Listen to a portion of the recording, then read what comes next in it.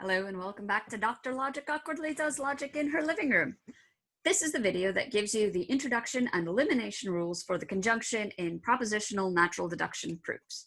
They are super easy, but the cool part is by the time that I have shown them to you, we can actually start doing proofs. They won't necessarily be very interesting proofs, but they will be proofs. So, I didn't clear my whiteboard from last time. There we go. Ignore all of that. That was from the previous video. So, we have two rules for conjunction. There's going to be an introduction rule and an elimination rule. The introduction rule is probably one of the easiest of all of the rules. It says, if you have some well-formed formula phi on some line I, and another formula psi on some line j, then on a line that occurs after both I and j, you can write down the conjunction phi and psi. And the annotation is conjunction introduction, lines I and j. So let me write this out schematically so that you can see what it would look like. So some line I in your proof, you have some formula phi.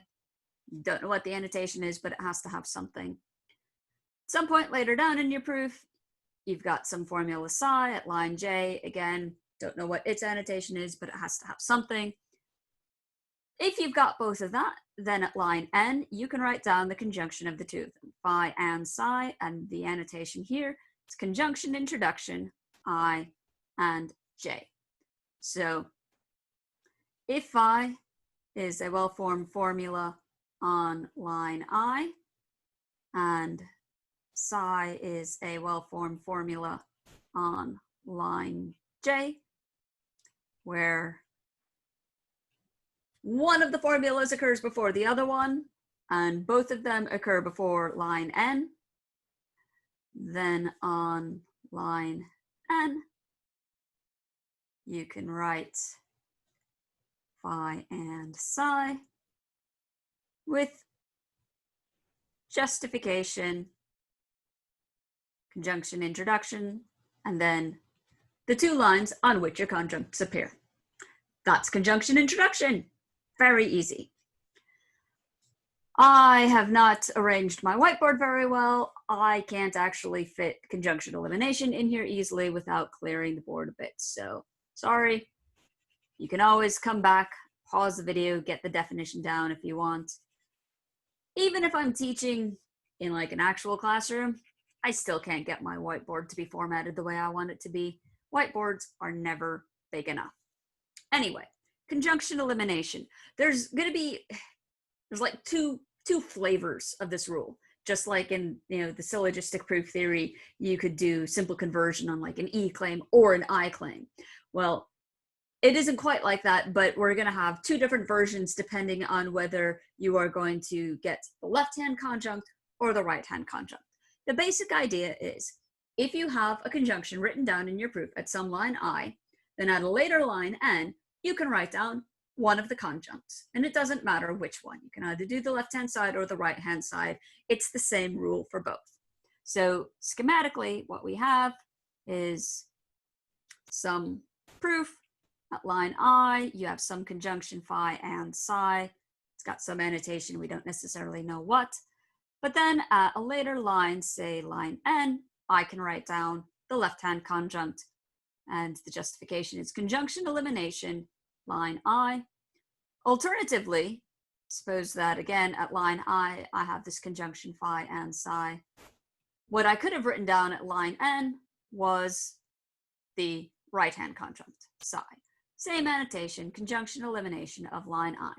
So formally speaking, so written out in words, what this says is that if on line I you have a conjunction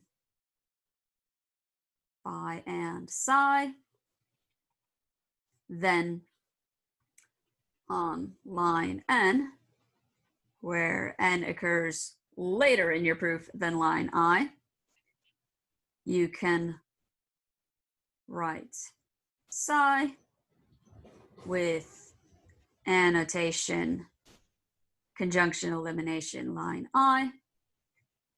You can also write phi with the same annotation. So we don't make a distinction between whether you are taking the left-hand conjunct or the right-hand conjunct. It's going to be the same rule. So there you have it. I've told you that if you've got the two conjuncts, you can put them together into a conjunction. And I've said if you have a conjunction, you can separate them out into their individual conjuncts. Let's see a proof that involves both of these rules. I'm gonna have to clear my board again. I'm going to start off, as I said, every proof starts with an assumption. So the thing I'm going to assume is P and Q. This is a conjunction. Conjunction elimination says that at a future line in my proof, I can write down the left-hand conjunct, and that's conjunction elimination, line 1.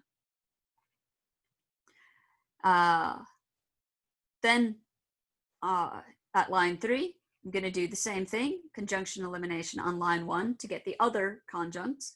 Now, conjunction introduction says that if you have one formula that is at one line in the tree in the proof, one formula that's at a different line, then you can put the two of them together in a conjunction. Now, I just realized that I probably should have swapped the order of my 2 and my 3. I'm going to go ahead and reiterate line 2 just so that line 3 comes before line 4. And then what I'm going to do is I'm going to do conjunction introduction on lines 3 and 4 and say, well, look, if I had P and Q, then, well, I have P and I have Q, and I can put them together in a conjunction in the opposite way. Isn't that cool? So if I assume that P and Q is true, then from that I can derive that Q and P is also true. It's a proof. It's not a very interesting one, but it's a proof. In the next video, we'll start dealing with some of the more complex rules. The conjunction rules are very straightforward. Unfortunately, for all of the other connectives, at least one of the rules is not straightforward, and the rules for negation they're symmetric and kind of confusing. So I will be leaving those for the last set of rules. Next, though, we will do disjunction. Disjunction involves the simplest of all of the rules and the hardest of all of the rules. So I look forward to seeing you then. See you next time. Cheers.